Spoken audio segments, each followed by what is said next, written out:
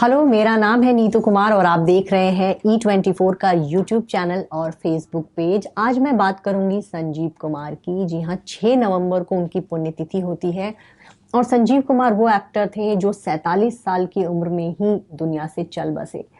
संजीव कुमार के परिवार में ये था कि उनके परिवार के ज्यादातर जो मेल मेंबर्स थे वो 50 की उम्र भी पार नहीं कर पाते थे और संजीव कुमार को भी इस बात का डर रहता था कि उनका निधन भी बहुत जल्दी हो जाएगा और इसीलिए वो जो है शादी करने से बचते थे। वो कभी उनको प्यार तो होता था कई लोगों से, लेकिन उन्होंने शादी किसी के साथ नहीं रचाई। उनको लगता था कि वो जो है बहुत जल्द दुनिया से चले जाएंगे और देखिए जो जैसा वो सोचते थे वैसा हुआ ही।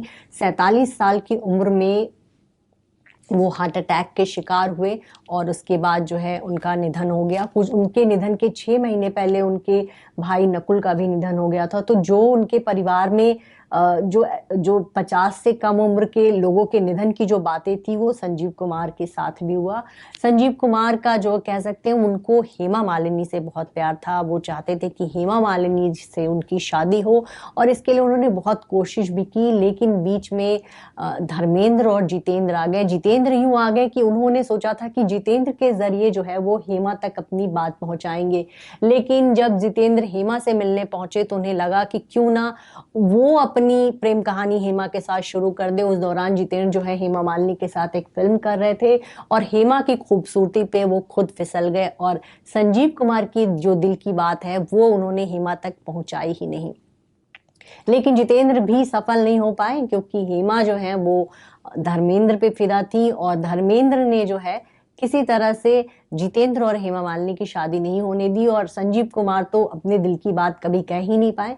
फिल्म शोले में भी जो है धर्मेंद्र को पहले जो है वो रोल ज्यादा पसंद था, जैसे कि ठाकुर का रोल वो करना चाहते थे, लेकिन उन्होंने ठाकुर का रोल इसलिए नहीं किया क्योंकि उन्हें लगा कि उन्हें कम से कम वीरू का रोल करते हुए जो है हेमा मालिनी के नजदीक आने का मौका मिलेगा और ऐसा ना हो कि कहीं संजीव कुमार जो है हेमा से मालिनी से दोस्ती कर बैठे।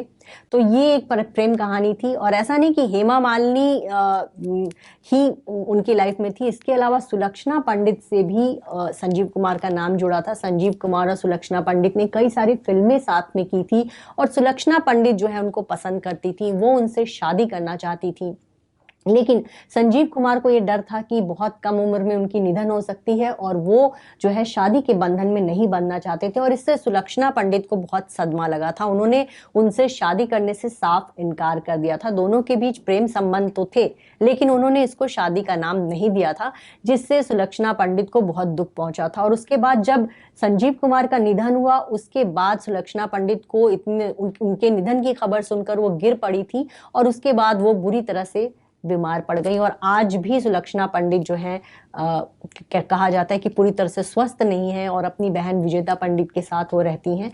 तो ये उनकी पर्सनल कहानी थी। एक बार संजीव कुमार और नूतन के अफेयर की भी खबरें बहुत फैलने लगी थी। उस दौरान दोनों एक फिल्म में काम कर रहे थे।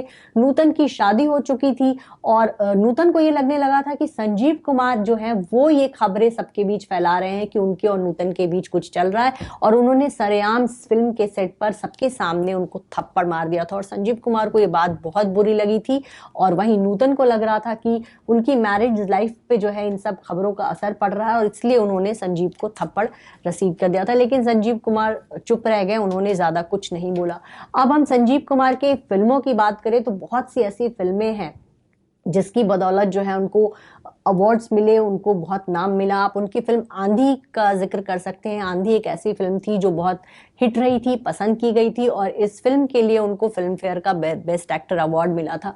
उनकी एक फिल्म आई थी कोशिश, जिसमें वो गूंगे बहरे के रोल में थे। फिल्म में जया बच्चन भी थी और इस फिल्म के लिए उनको नेशनल अवार्ड मिला था।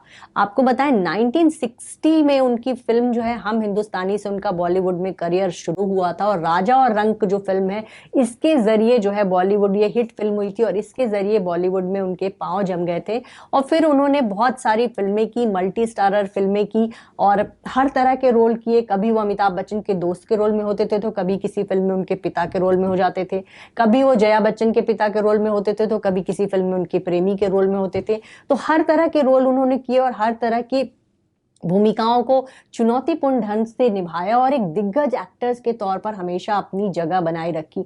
आपको बताएं कि उस दौरान बॉलीवुड में इस बात की बहुत चर्चा थी कि अगर आप संजीव कुमार के साथ स्क्रीन शेयर करते हैं तो जो लाइमलाइट है, जो लोगों का जो आकर्षण है, वो लोग उनकी तरफ खींचे चले आते हैं और बहुत से एक्टर्स जो है ना उनके साथ सीन करने से डरते थे क्योंकि वो बहुत मंझे हुए एक्टर थे।